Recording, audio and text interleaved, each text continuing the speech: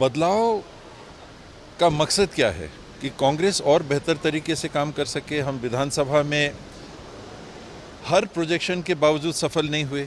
लोकसभा में vote share का माध्यम से ठीक था, जो हार का अंतर था वो कम हुआ, वो ठीक था, फिर भी सीट 11 में 2 थी, 11 में 1 आई। तो एक ये समीक्षा का विषय है कि परफॉर्मेंस कांग्रेस का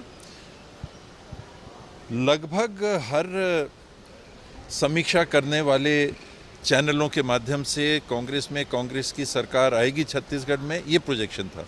फिर क्या हुआ? लोकसभा में 4-5 सीटें आ सकती थीं, कहाँ पर कमी रह गई? आगे के लिए हमको क्या करना है कि ये अंतर थोड़े से के लिए हम पीछे ना रह जाएं। तो और कांग्रेस के माध्यम से छत्तीसगढ़ में हम नागरिकों के लिए क्या कर सकते हैं, ये चर्चा का विषय। बेहतरी कैसे हो? परिवर्तन तो एक चीज़ होती है, बेहतरी तो कई माध्यम से हो सकती है। क्या समझा जाए कुछ बड़ी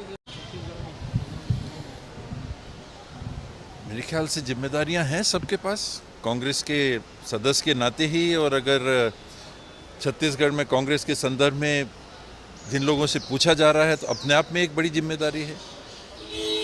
पद कोई जिम्मेदारी मैं नहीं मानता, पद तो आज है कल नहीं रहता है। जवाबदारी ये सतत है, तो वो जितनों को सीनियर माना जाता है उनके लिए, पोलिंग बूथ से ऊपर के जो हमारे साथी हैं उनके लिए ये सतत जिम्मेदारी है कि रोज दिन लोगों के संपर्क में रह के हम आम जनों के लिए, छत्तीसगढ़ वासियों के लिए क्या कर सकते हैं। आपको यदि बड़ी जिम्मेदारी दी जाती तो उसको स्वीकार करेंगे या उसके लिए तैयार हैं आप? छोटी बड़ी मैं तो कभी पीछे नहीं रहा।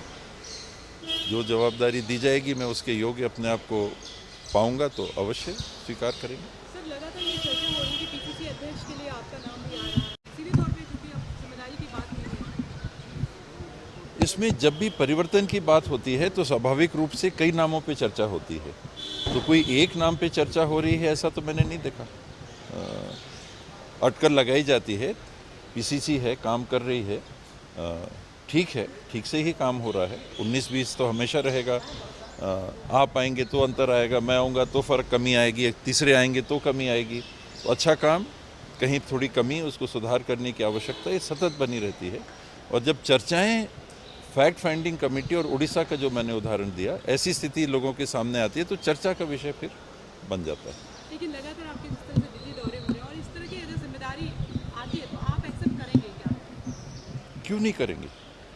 हर व्यक्ति जिसको जो जवाबदारी देनी है, और देखिए सबसे बड़ी जवाबदारी क्या है? साथ चलना, ये सबसे बड़ी जवाबदारी है। कोई भी एक व्यक्ति सोचे कि मैं कुछ कर लूँगा तो मैं सोचता हूँ कि उनको गलतफहमी, मैं हूँ चाहे कोई भी है, कि व्यक्ति से कुछ हो जाएगा ये कभी नहीं हो सकता।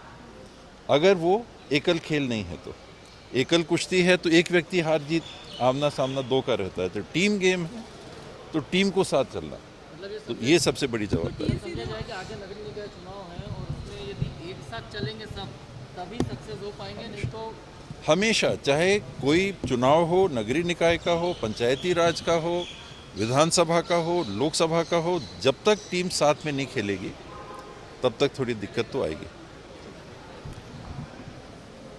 बैठकें हुई, क्या विषय? जो फैक्ट फाइंडिंग कमेटी माननीय वीरप्पा मोइली जी की अध्यक्षता में मनोनीत की गई थी, उनके सदस्यों के साथ मोइली जी भी थे, सचिन पायलट जी भी थे, चौधरी जी भी थे, उनसे 1-to-1 चर्चाएं कल हुई। जिनको बुलाया गया था वो उपस्थित थे और जो उन्होंने जानकारियां ली विधानसभा लोकसभा चुनाव में कांग्रेस के प्रदर्शन के संदर्भ में, उसके आगे ये भी सुझाव मांगे गए कि कांग्रेस की बेहतरी के लिए छत्तीसगढ़ में लोगों से जुड़ के और छत्तीसगढ़ के लिए काम क्या किए जा सकते हैं कांग्रेस के माध्यम से, उस बारे में भी चर्चा हुई। कुछ बदलाव हो सकता है छत्तीसगढ़ कांग्रेस में, ऐसी चर्चा है। आपके पास कोई महत्वपूर्ण जिम्मेदारी आ सकती है? ऐसा तो नहीं है। ये अटकलें मेरे ख्याल से उड़ीसा में जो परिवर्तन हुआ उसके बाद से लगने लगी हैं कि बहुत दिनों के बाद एक ऐसा निर्णय कांग्रेस में देखने को मिला है जहां पूरी बॉडी को एक साथ चेंज किया गया, भंग किया गया। परिवर्तन तो होते हैं लेकिन भंग होना ऐसा बहुत दिनों बाद देखने को मिला है, तो वो चर्चाओं का विषय बन गया है।